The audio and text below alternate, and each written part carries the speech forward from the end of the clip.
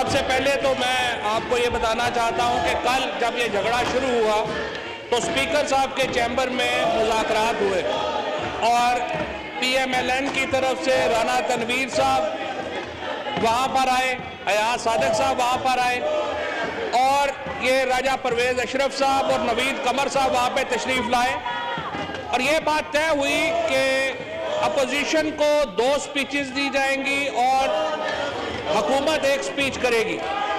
ये बात तय हुई, लेकिन बदकिस्मती से जब ये लोग वापस आए और चैम्बर में पहुंचे तो मुझे पता चला है कि लंदन और इधर जाती उमरा से, लंदन से और जाती उमरा से एक कॉल इनको मौसूल हुई जिसमें बाप और बेटी ने बाकायदा अयाज सादिक साहब को झिड़के दी और राना तनवीर साहब को झिड़के दी कि आपकी जुर्रत कैसे हुई है कि आपने ये मुआहदा किया।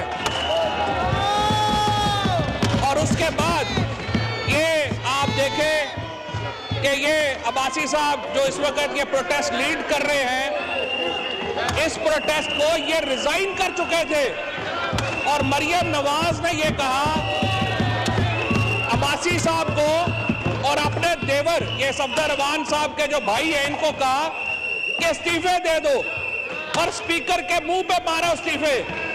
और ये दोनों आपके पास आए स्पीकर साहब और दोनों आपके पांव में बैठ गए कि खुदा के लिए हमने इस्तीफे नहीं दिए।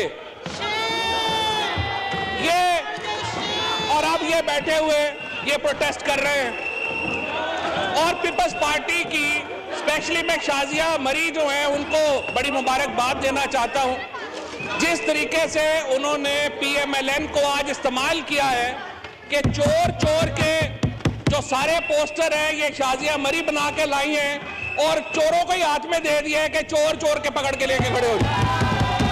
हमें पता है, पहली बात यह है कि हमें पता है कि आप माशाल्लाह कायद से लेकर के कारकुनों तक सारी चोरों डाकुओं की पार्टी है अल्हम्दुलिल्लाह। तो हमें ना बताएं, हमें ना बताएं, हमें पता है आपका। जनाब स्पीकर, जिस तरह से जनाब शाह महमूद कुरैशी साहब ने बड़ी तफसील से आपको बैकग्राउंड दिया इस तरमीम का, और ये बड़ी अहम तरमीम है, इस तरमीम के ऊपर बड़ी तफसीली बहस दरकार है। 26वीं आईनी तरमीम पाकिस्तान के आइन के ढांचे से मुतल्लिक है। अब आइन का भी इनको नहीं पता। ये आप देखिए कि सारी जो इनकी इलेक्टेड लोग हैं ये पाकिस्तान के आइन को डेस्क बजाने के लिए इस्तेमाल कर रहे हैं। इससे आप अंदाज़ा लगा लें इनका क्या हाल है। और अनफॉर्चुनेटली यहाँ पे 2-4 लोग ऐसे आ गए हैं जो कि सरगोदा वगैरह में ट्रक वगैरह चलाते थे, उनको पता ही नहीं है कि वाहन क्या है, उसकी हैसियत क्या है, उसकी कदर क्या है, और इस तरह से फाड़ फाड़ के जो है वो फेंक रहे हैं, जूता उठा रहे हैं। और एक साहब ने तो ये किया है, मुझे उम्मीद है कि PTV के कैमरे ने कैप्चर किया होगा कि उसने अपना जूता उतार के लहराया है, यानी इसको अपने घर में किसी ने तमीज नहीं सिखाई, वो ऐवान में पहुंच गए। और इससे आप एक अंदाजा लगा सकते हैं इनकी सियासी तरबियत का, इससे आप एक अंदाजा लगा सकते हैं कि किस किस्म के लोग। एक साहब जो है वो तंजीम साजी तक पहुंच गए, यहाँ पे आ गए, तंजीम साजियां करते करते यहाँ पर पहुंच गए। दूसरे साहब जो है वो ट्रक चलाते चलाते यहाँ पे पहुंच गए हैं। तीसरे के अपने 3-4 रक्शे हैं वो चलाता है। ये तो इनके वाहन है माशाल्लाह, और इनकी हालत देख ले जो इन्होंने ये किया है। तो इनको आइन की अहमियत का नहीं पता, इनको ये नहीं पता कि इस आईनी तरमीम का मतलब क्या है, इनको ये नहीं पता आमिर डोगर साहब क्या जो है वो करेगी। आमिर डोगर साहब, ये अपोजिशन के इनसे आप मुज़ाकरात करें, इनको जरा आप बैठे इनके साथ, राजा परवेज़ अशरफ के साथ और इनके साथ प्लीज आप इनके साथ मुज़ाकरात किए कोई फायदा नहीं है स्पीकर साहब के। इनकी जो डोरे हैं वो ऐवान के अंदर हिल ही नहीं रही है। तमाम ये तो बेचारे कठपुतली हैं जो यहाँ पे सारे हमारे सामने खड़े हैं। इनकी डोरे किसी की लंदन में है, किसी की कराची में है, और वो जो ऐवान के बाहर लोग बैठे हुए हैं जो कि स्ट्रेंजर टू द हाउस है, वो इन पुतलियों की तारे हिलाते हैं। लिहाजा इनसे आप मुज़ाकरात करें या ना करें उसका कोई फायदा नहीं है। जनाब स्पीकर, अब मैं इस तरमीम की तरफ आना चाहता हूँ क्योंकि ये बड़ी अहम तरमीम है। शाह महमूद कुरैशी साहब, आप जरा आए एक दफ़ा अपोजिशन के, इनसे आप एक दफ़ा मुज़ाकरात भी करें, बराए मेहरबानी इधर आ जाएं। आप एक दफा इधर आ जाएं, फवाद चौधरी साहब स्पीच कर रहे हैं, आप आके एक दफा बात भी करें। कोई फायदा नहीं है जी, कोई जबान किसी की कितनी देर। कौमी असम्बली का इजलास डिप्टी स्पीकर कासिम सूरी की जेर सदारत जारी है। ये मनाज़िर देखे जा सकते हैं दुनिया न्यूज़ की टीवी स्क्रीन पर। वफाकी वज़ीर साइंस और टेक्नोलॉजी फवाद चौधरी इजहार ख्याल कर रहे हैं कि इस अहम तरमीम में एक तरफ तो पार्लिमान की हैयत यानी constitution of the parliament involve है, और दूसरी तरफ सीक्रेसी ऑफ वोट का बुनियादी असूल जो है वो इसमें आज ये जो तरमीम आई है इसमें आता है। इस अहम मामले को समझने के लिए ज़रूरी है कि पार्लियामेंट और जो सीक्रेसी ऑफ बैलेट है या खुफिया राय दही है उसकी तारीख को थोड़ा हम समझें।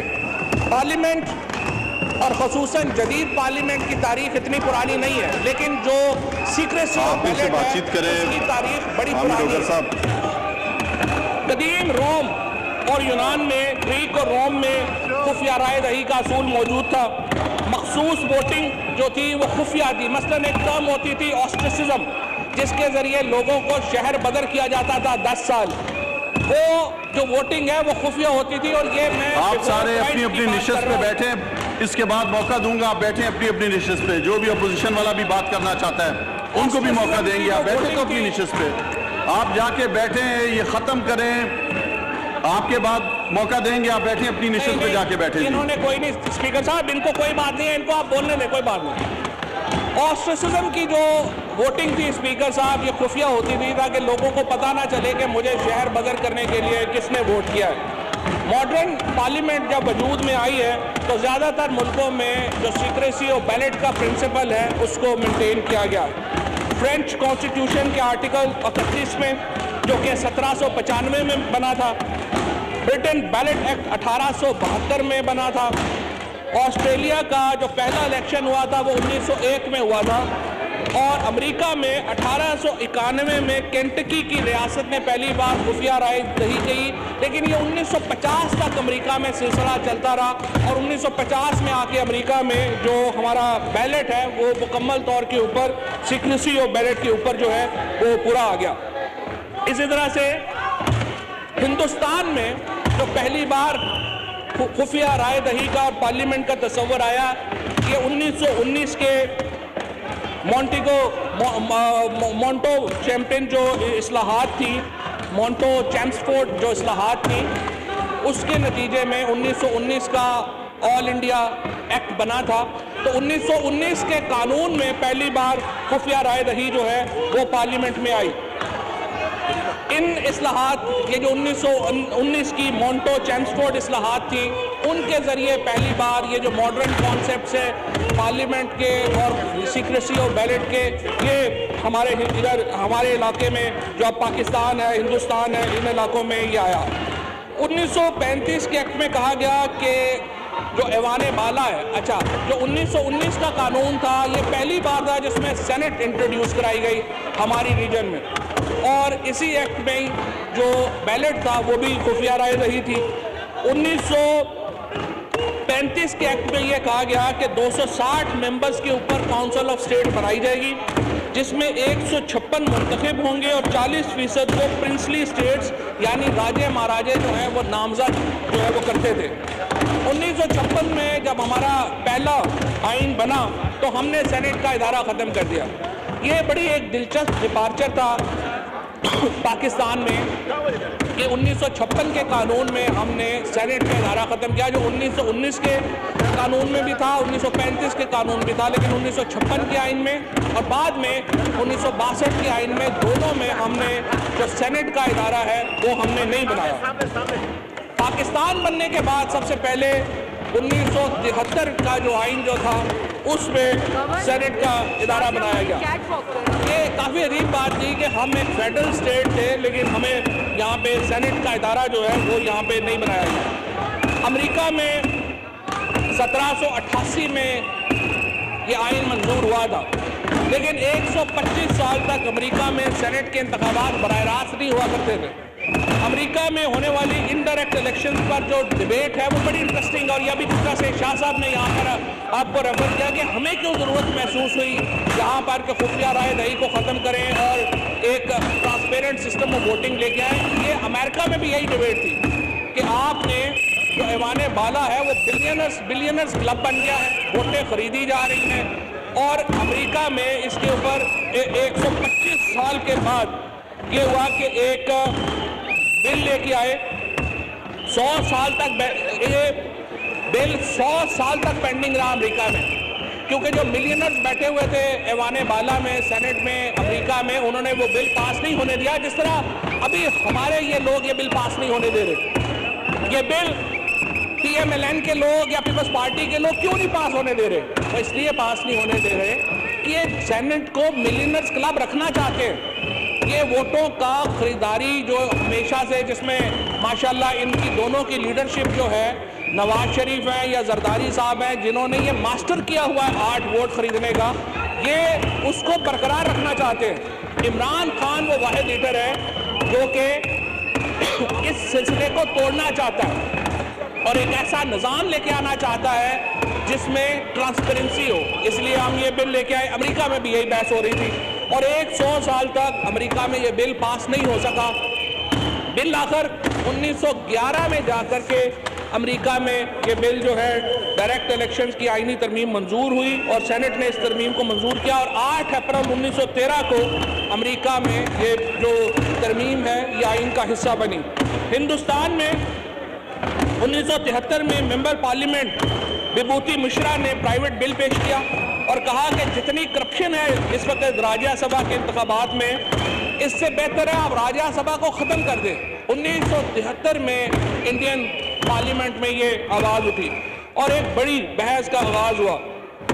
SP चमन की सरबराही में कमेटी बनी। 15 दिसंबर 1999 को इस कमेटी की रिपोर्ट सामने आई जिसमें तस्दीक की गई कि राज्यसभा के इलेक्शन में किस कदर ज़्यादा करप्शन है, किस कदर ज़्यादा पैसा चल रहा है, जिस तरह से हमारे इलेक्शनों में बात आई। और 2010 में हिंदुस्तान में राज्यसभा के इंतखाबात में खुफिया राय दही ख़त्म करने का फैसला हुआ और रिप्रेजेंटेशन ऑफ पीपल्स एक्ट में तरमीम हुई। अब हिंदुस्तान में ये तरीका है जनाब स्पीकर कि हर पार्टी जो है वो अपना एजेंट मुकर्रर करती है और जब वोट डाला जाता है तो वो एजेंट को दिखा करके वोट पोल होता है। अगर वो आप एजेंट वोट नहीं देखता तो वो वोट जो है वो कंसीडर नहीं किया जाता। कुलदीप नैयर साहब जो बड़े मशहूर सहाफ़ी थे, दानिश्वर थे, उन्होंने इस तरमीम को सुप्रीम कोर्ट में चैलेंज किया और सुप्रीम कोर्ट ऑफ इंडिया का बड़ी खूबसूरत लाइन है जो उन्होंने इसके ऊपर बात की। उन्होंने कहा, if secrecy becomes a source of corruption then sunlight and transparency have the capacity to remove it. हम भी यही कर रहे हैं। हम क्या कर रहे हैं कि ये सिस्टम ट्रांसपेरेंसी और सनलाइट हम ला रहे हैं ताकि ये जो सिस्टम है इसमें ट्रांसपेरेंसी आए। अब हो क्या रहा था जनाब स्पीकर, आपको याद होगा, आप हिस्सा थे उस प्रोसेस का जब पिछले सेनेट इलेक्शन में 20 MPs सिटिंग MPs को PTI में पता चला कि उन्होंने वोट बेचे। इमरान खान वो वाहिद लीडर था जिसने ये फैसला किया कि सिटिंग हो या कुछ हो, उसने उठा के वो सारे लोग बाहर फेंके। किसी और लीडर में ये जुर्रत नहीं थी। अभी सेनेट के इलेक्शन जब चेयरमैन की बारी आई, आपने देखा कि इन्होंने जोर लगाया और कहा कि सादक संजरानी साहब के खिलाफ जिन लोगों ने, हमारे लोगों ने उनको वोट दिया, हम कार्रवाई करेंगे। लेकिन एक आदमी के खिलाफ कार्रवाई नहीं कर सके। क्यों कार्रवाई नहीं कर सके? क्योंकि नून लीग और पीपल्स पार्टी की अपनी लीडरशिप को पता है कि वो खुद रोज बिकते हैं, तो MNA सेनेटर बिकते हैं, तो उनके खिलाफ वो क्या कार्रवाई करें? सारा बिकाऊ माल जो है वो इस वक्त जरदारी और नवाज शरीफ अपनी गोद में लेके बैठे हुए हैं और इसलिए आज जिस तरमीम की मुखालफत कर रहे हैं, ये तरमीम क्या है? ये तरमीम कहती है कि जो MPs वोट डालेंगे सेनेट के उम्मीदवार का, वो वोट ओपन होगा। मीडिया को भी पता होगा, MNAs को भी पता होगा, पार्टी लीडरशिप को भी पता होगा कि जो मेंबरान हैं उन्होंने वोट किसको दिया है। लेकिन जो ये आज आप देख रहे हैं जिस तरीके से इसकी मुखालफत की गई है, जिस तरीके से ये PMLN के सारे चमचे कच्चे यहाँ पे जमा हुए हैं, उससे आप अंदाज़ा लगा सकते हैं कि यहाँ पे एटीट्यूड क्या है और क्यों ये लोग लोटा क्रेसी के खिलाफ क्यों ये लोग बिकाओ के खिलाफ, क्यों ये लोग पैसों के खिलाफ खड़े नहीं हो सकते? क्योंकि इसकी तमाम जो लीडरशिप है वो कंप्रोमाइज है। इतनी कंप्रोमाइज लीडरशिप, इतनी इखलाकी पस्त हालत की लीडरशिप पाकिस्तान की तारीख में जनाब स्पीकर नहीं आई जो आज हमें अपोजिशन में जिस लीडरशिप का सामना है। और इसलिए इनकी हैसियत यह है कि ऊपर जाके स्पीकर साहब से मुआहदे करते हैं, नीचे आते हैं एक फोन के ऊपर सारे ढेर हो जाते हैं और एक तमाशा लगा के इन्होंने जो है वो रखा हुआ है। तो जिस तरह शाह साहब ने कंक्लूड किया, बात की, हमने अपना केस पाकिस्तान के अवाम के सामने रखा है। हम पाकिस्तान के अवाम को ये बताना चाहते हैं कि देखिए, हमने आपसे किए गए वादे के मुताबिक, इमरान खान ने आपसे किए गए वादे के मुताबिक इंतखाबात में शफाफियत लाने की कोशिश की। हमने सेनेट के इंतखाबात को टैक्सों के बकाओं से दूर करने की कोशिश की, लेकिन आज हमेशा की तरह पाकिस्तान के मुस्तकबिल की राह में अगर कोई रुकावट है तो वो ये अपोजिशन और इसकी लीडरशिप है। आज अगर हम इलेक्शन रिफॉर्म की तरफ नहीं जा पाते, आज अगर हम इलेक्शन इस्लाहात की तरफ नहीं जा पाते, क्योंकि जनाब स्पीकर, इस मुल्क में MNAs को खरीदने की अगर कोई रवायत किसी लीडर ने शुरू की है तो उसका नाम नवाज शरीफ है। छांगा मांगा किससे भूला है? ये तो शाजिया मरी, अभी बेनजीर भुट्टो शहीद हो गई है, तो पीपल्स पार्टी की ये जुर्रत है कि चार्टर ऑफ डेमोक्रेसी जिस पे बेनजीर भुट्टो के साइन है, जिसकी क्लॉज 23 कहती है कि सेनेट का इलेक्शन ट्रांसपेरेंट होगा, आज बिलावल भुट्टो की, नवीद कमर की, शाजिया मरी के ये जुर्रत है कि बेनजीर भुट्टो के लिखे हुए अल्फाज के खिलाफ जा रहे हैं और खुद मामे बनते हैं। बेनजीर भुट्टो के नाम के ऊपर इलेक्शन जीतते हैं ये लोग। इनकी अपनी टके की हैसियत नहीं है। इनका अपना हाल तो ये है, स्पंज किया जाए जी ये। इनका अपना हाल ये है कि इनको अपने खानदान में नाम बदलने पड़ते हैं, भुट्टो रखना पड़ता है नाम। और जो बेनजीर भुट्टो का लिखा हुआ वर्ड है, जो बेनजीर भुट्टो शहीद का वादा है पाकिस्तान की कौम के साथ, उसके ऊपर ये गद्दारी कर रहे हैं। ये इनकी हालत है। और आज सिंध के लोग, आज पाकिस्तान के लोग इनका असल चेहरा देख रहे हैं। और ये जो है नवाज शरीफ एंड कंपनी, इन लोगों की जरा सुनिए। छांगा मांगा अगर पाकिस्तान में शुरू हुआ, ये जो खरीदे जाते हैं लोग और बेचे जाते हैं, उसको क्या कहा जाता है? उसको कहा जाता है छांगा मांगा की सियासत। ये छांगा मांगा की सियासत किसने शुरू की? ये छांगा मांगा कौन पाकिस्तान में लेके आया? ये अल्हम्दुलिल्लाह मियां नवाज शरीफ और उनके राइट और लेफ्ट पे बैठे हुए लोग लेके आए। ये वो लोग हैं जनाब स्पीकर, जिन्होंने उसामा बिन लादेन जैसे दुनिया के दहशतगर्द से $10 मिलियन ले लिए। अच्छा, लेकिन जनाब स्पीकर मैं आपको मजेदार बात बताऊं, इतने बड़े फ्रॉडी है अल्हम्दुलिल्लाह। उसामा बिन लादेन जिससे दुनिया डरती थी $10 मिलियन कि बंदा मरवा देगा, या ऑब्वियसली इतना बड़ा वो था, उसने इन्होंने $10 मिलियन लिए नवाज शरीफ साहब ने, और वो पैसे भी खा गए, वो भी नहीं लगाए उस पर। आप अंदाजा, और इनके फ्रॉडियों का अंदाजा लगाए। वो पैसे इन्होंने बेनजीर भुट्टो शहीद के खिलाफ लिए तहरीके अदम-ए-एतमाद के लिए, और तहरीके अदम-ए-एतमाद के लिए पैसे लेके उसामा बिन लादेन से वो बैगों पे ले गए और अपने अकाउंट्स में जमा करवा दिए। क्योंकि बाद में जिसने पैसे दिए, जो बिचौला था, उसने कहा कि अगर ये पैसे लगा देते तो नो कॉन्फिडेंस पूरी हो जाती, लेकिन ये वो पैसे भी खा गए, यानी उसामा बिन लादेन के पैसे भी खा के जो है वो बैठ गए। अब दूसरा, इनके साथ जो फजलुर रहमान साहब और JUI साथ मिली हुई है, इनके घर और दफ्तर भी जो है वो लिबिया के पैसों से और इराक के पैसों से बना हुआ है। मतलब इनको शर्म नहीं आती। ये पाकिस्तान में सियासत करते हैं, कोई लिबिया से पैसे ले रहा है, कोई इराक से पैसे ले रहा है, कोई उसामा बिन लादेन से पैसे ले रहा है, कोई किसी के पाँव में पड़ा हुआ है, कोई किसी के पाँव में पड़ा हुआ है। आप इनकी अखलाकी हैसियत इसलिए देखें कि कभी भी इस तरह की अमेंडमेंट को सपोर्ट नहीं करेंगे।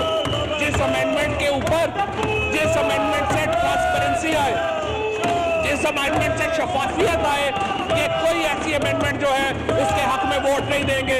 लेकिन आज रिकॉर्ड के लिए साबित हो गया कि आज पाकिस्तान तहरीक इंसाफ तारीख के सही तरफ खड़ी है और ये लोग हमेशा की तरह तारीख के गलत साइड के ऊपर खड़े हैं। बहुत शुक्रिया स्पीकर साहब। असद उमर साहब ने तकरीर करनी है और उन्होंने जाना है और उन्होंने मुझे रिक्वेस्ट की है कि आप मुख्तसर करूँ तो मैं जी जनाब असद उमर